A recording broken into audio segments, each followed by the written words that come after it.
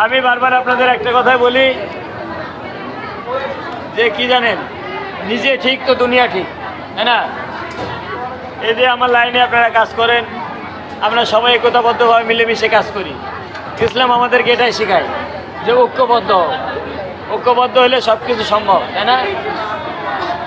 আমি আপনাদের কাছে অনুরোধ করি, রিকোয়েস্ট করি, আপনারা কাছ থেকে প্রস্তুতি নিয়ে আসবেন কাল থেকে, যে আপনারা যাতে এখানে আমাদের নামাজ যদি আমরা আদায় করি তাহলে আমরা কয়েকত নামাজ আদায় করতে পারি।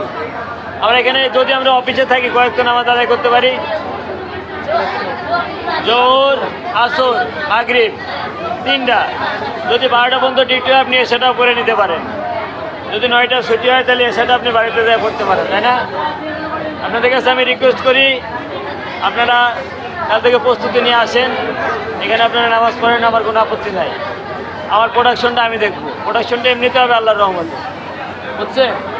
প্রোডাকশন নিয়ে আপনার টেনশন করা লাগবে না। আপনি কি ঘন্টায় যান না, টয়লেটে যান না, 10 মিনিট 15 মিনিট যান না, ক্যান্টিনে খাইতে যান না?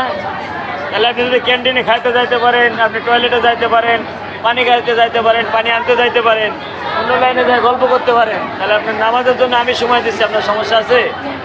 হ্যাঁ, প্রয়োজনে এটা কোম্পানি মানুষ আর না মানুষ, প্রয়োজনে আমি পুরো লাইন অফ করে দেবো যদি সবাই একসাথে নামাজ পড়তে যায়।